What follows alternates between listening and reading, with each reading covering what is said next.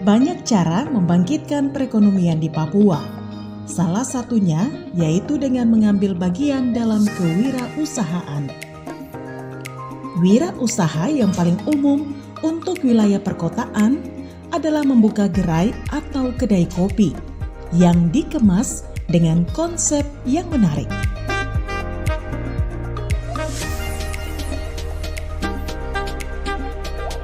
Dengan keunikan mulai dari tempat, fasilitas, hingga hidangan atau sajian makanan dan minumannya. Sunshine Cafe salah satunya adalah sebuah kafe berkonsep perpustakaan yang dikelola oleh putra-putri asli Papua.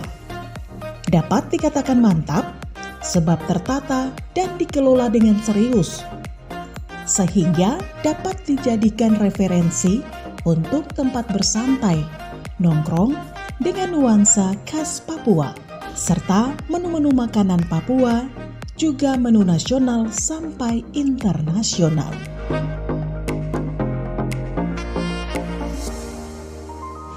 Jadi 2017, akhirnya dengan tabungan yang kita punya dan dikumpul dari usaha sebelumnya, Kio sama Travel, saya dengan suami bilang kayaknya saatnya kita fokus dan ubah. Kita punya ruko yang rumah makan ini, karena selain dia yang paling besar, dia juga yang sebenarnya paling merugikan gitu untuk mama dan bapak. Jadi sudah kita pakai tabungan itu untuk ubah kafe ini. Jadi dulu interiornya tidak kayak begini, kita ubah interiornya. Ada teman dari Serui yang kita minta tolong, dia pas datang jadi kayak Tuhan kirim, dia gambar semua bagian dalam, bantu buat meja dan kursi dan lain-lain. Lalu ada adegannya yang dia kemudian datang bantu kita untuk bikin instalasi listrik dan bersama-sama bantu bikin interiornya. Jadi kalau dibilang kenapa wirausaha, sebenarnya itu pertama karena saya melihat bagaimana orang tua itu berkali-kali gagal dan modalnya hancur, sehingga saya berpikir kalau bukan Tong yang kelola, Tong punya barang, siapa lagi toh. Terus kayak saya jadi semangat untuk membatalkan dan buat orang tidak mengambil asumsi yang salah tentang Tong orang Papua gitu, bahwa yang bisa kelola barang tuh orang dari luar. Atau pas kita ambil kafe juga orang tua kayak agak ragu-ragu karena Tong do terbiasa masak. Kayak kadang-kadang dong berpikir dorang boleh dong punya pekerjaan, itu dong yang tahu atur. Itu kayak macam menjadi semangat untuk bilang tidak, kita juga bisa. Jadi kayak punya kayak semangat dan mental untuk tunjukkan barang apa kak jadi Tong tidak bisa. Dan satu macam berharap awalnya mental barang apa jadi ini tuh jadi kayak semangat untuk adik-adik lain juga untuk berani mulai usaha. Jadi kalau kafe sendiri kita buka 2017. Itu awalnya kita masuk tuh dengan 2 karyawan dulu untuk full time dari pagi sampai malam. Tambah dengan saya dengan suami, jadi kita jadi berempat. Cuma seiring berjalannya usaha, karena rame juga, kita sempat tambah 2 karyawan part time. Jadi itu biasanya fluktuatif karena kita selalu ingin yang masuk ke sini itu sebisa mungkin adalah anak-anak Papua. Jadi kita mau adik-adik yang mungkin lagi kuliah, mereka ambil part time sore di sini. Jadi kita memang kayak macam timnya sudah bagus, 2 full time, 2 part time, tapi kadang-kadang karena mereka sibuk kuliah, mereka keluar. Kayak kemarin awal tahun kita 2 full time, 2 part time. Tapi kemudian sebelum corona itu ada mulai sibuk ada yang sibuk dengan skripsi, ada yang sibuk dengan urusan keluarga, akhirnya sisa 2 karyawan full time. Nah, waktu corona ini cukup terdampak karena kita sempat 2,5 bulan tutup. Kita harus pasti keluar AD 1 karena kemampuan untuk membayarnya tidak ada, mengingat kita tidak buka operasi sama sekali. Jadi sementara kita sekarang bertiga saja, saya dan suami dengan adik laki-laki yang memang sudah ikut kita hampir 2 tahun. Jadi kalau untuk Sunshine sendiri, waktu kita mulai itu memang kita punya uang terbatas. Tapi saya dan suami itu memang ingin menggunakan banyak sekali barang-barang bekas dan barang-barang lokal. Karena kita kayak ingin pas orang masuk sini mereka tahu kalau ini kafenya orang Papua gitu. Terus karena saya punya koleksi buku memang banyak dari SMP, saya ingin bukunya tidak berdebu dan lapuk tanpa guna gitu, karena sudah baca. Saya maunya dia berguna juga untuk orang-orang lain gitu yang bisa datang pinjam, bawa pulang atau baca di sini dengan gratis. Jadi kita memang dari awal saya sudah bilang sama suami kita buat bentuk perpustakaan, tapi kafe juga karena kita punya anak-anak di Papua nih minat baca lumayan rendah. Kalau misalnya kita buat perpustakaan yang sifatnya kaku, kemungkinan mereka datang tuh rendah. Tapi kalau mereka datang ke kafe lihat ada buku, mungkin mereka iseng cek buku apa. Kalau mereka tertarik mungkin mereka bisa pinjam bawa pulang gitu. Jadi kayak semangat dari berbagi apa yang kita punya dengan harapan agar itu setidaknya bisa membantu meningkatkan minat baca gitu untuk adik-adik yang ada di sekeliling kafe ini gitu. Terus kayak macam dalam perkembangannya karena ada 2 teman tadi yang Hendrik dan Yaning, teman dari Serui dan Genyamin yang bantu. Jadi idenya tuh kayak kolaborasi pikiran kita berempat. Jadi mereka yang kayak bilang, oh bikin ini boleh, tambah ini boleh. Jadi kayak macam kita akhirnya pakai barang-barang bekas banyak, ambil pelepas sagu dari hutan di kampung sana untuk datang minta. Karena macam kita mau sehemat mungkin karena keterbatasan uang tadi yang kita lihat. Kalau lihat kembali kita bersyukur juga terhadap uang banyak, jadinya bisa jadi lebih kreatif gitu menemukan cara-cara untuk dekor interior barang ini. Jadi kita mulai itu modal tabungan kita pakai untuk interior, buat meja kursi dan lain-lain tuh habis dan tidak cukup untuk bayar teman-teman yang bantu kita. Jadi kita gadai sertifikat tanah tempat ini untuk dapat pinjaman dari bank.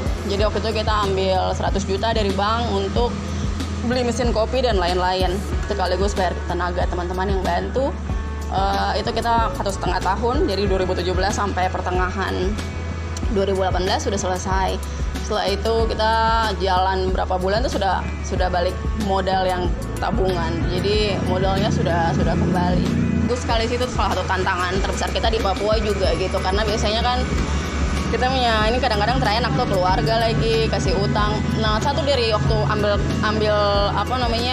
kendali dari kayak kios, kemudian tour and travel itu sangat ketat sekali sama-sama. Bapak biasanya bilang satu Cina hitam, karena biarpun keluarga yang Cina hitam, biarpun keluarga atau bapak sendiri yang utang pun satu akan tagih gitu. Saya punya buku utang kecil, waktu itu belum pakai aplikasi soalnya.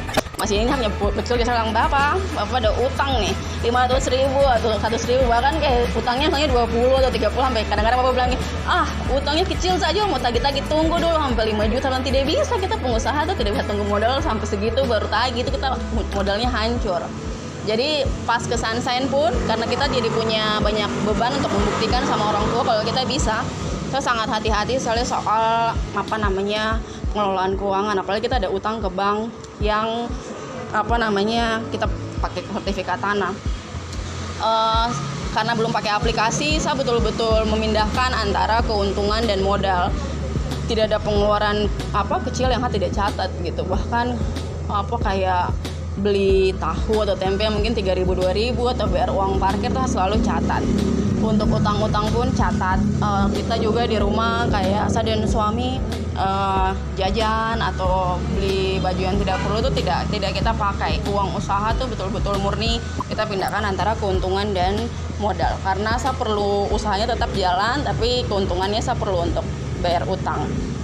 Itu kita jalan manual itu sampai tahun lalu kita mulai pakai aplikasi, karena sudah mulai banyak aplikasi online tuh kayak kasir, lalu ada beberapa aplikasi online lagi yang kita bisa masukkan penjualan tiap hari, kita punya stok barang dan lain-lain. Dari situ fund bisa terkontrol, keuntungannya kita berapa, lalu modalnya berapa.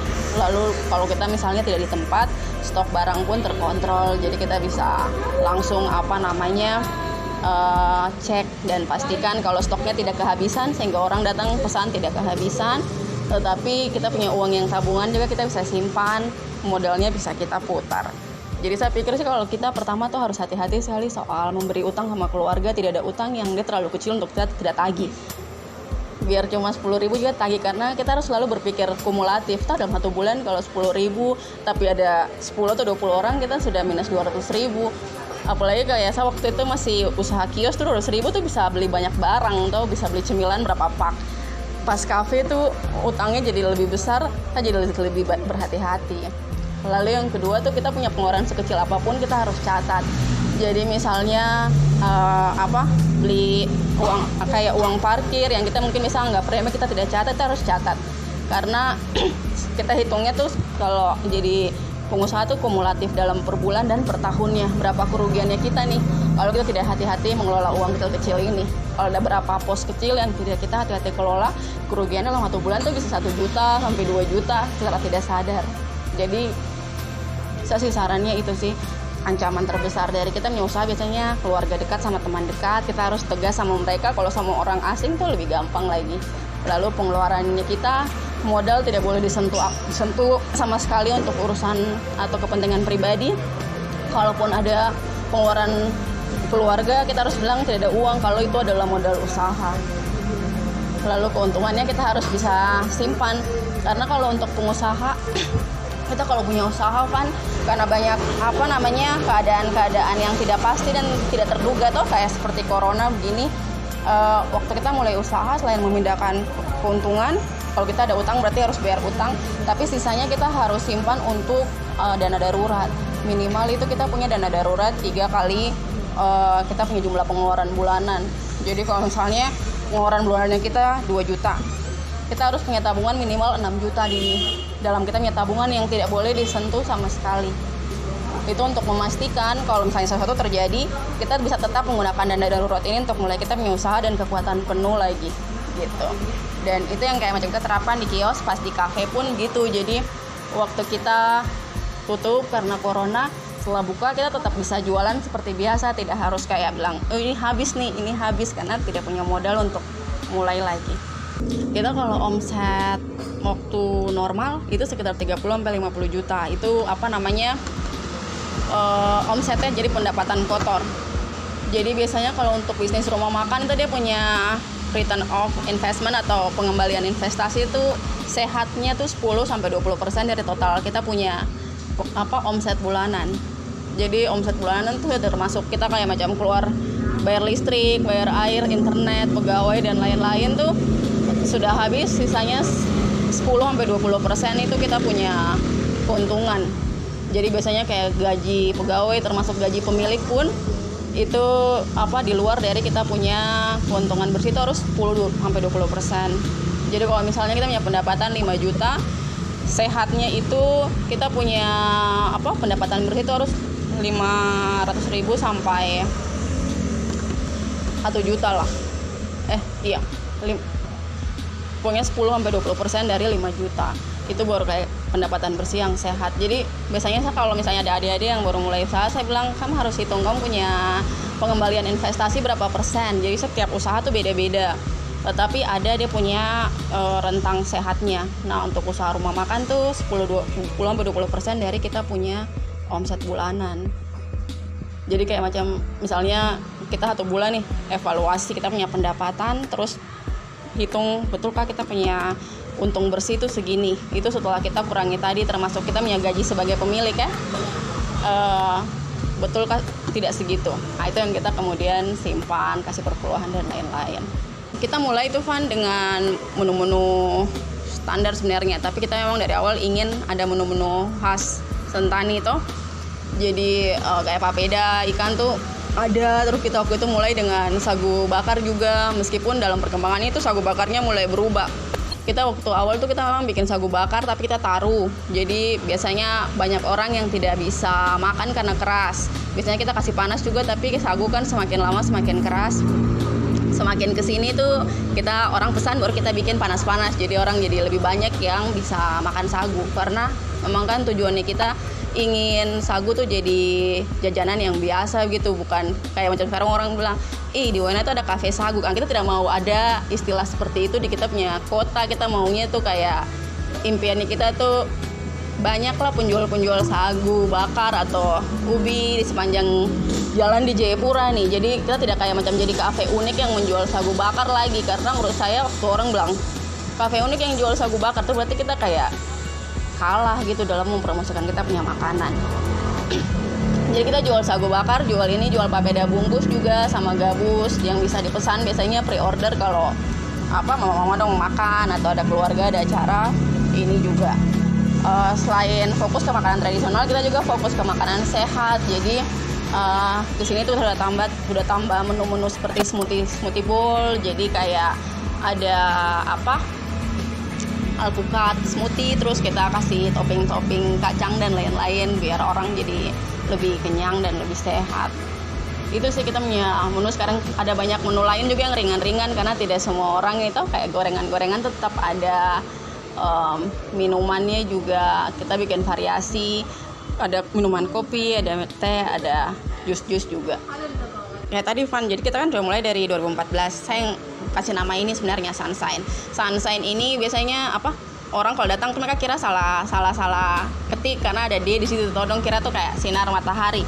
Padahal sebenarnya tuh singkatan namanya sama adik-adik. Jadi sister, kita tuh 3 bersaudara semua perempuan. Jadi sister, Ulin, Nesti, Dorka, Sain. Jadi sama kayak jadi 3 bersaudara yang bercahaya gitu. Saya selalu bilangnya adik-adik, bercahaya tuh bukan dalam arti kayak supaya orang lihat kok, tetapi bagaimana kok bisa jadi kok punya diri, versi terbaik dari kok punya diri, mengendalikan kok punya diri, menguasai kok punya diri sebelum kok bisa bikin pengaruh yang baik ke lingkungan gitu. Jadi sebenarnya arti sunshine tuh seperti itu.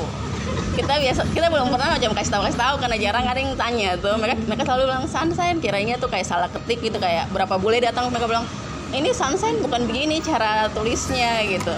Nah, ulang tidak, itu sudah betul menurut kita karena itu singkatan sebenarnya.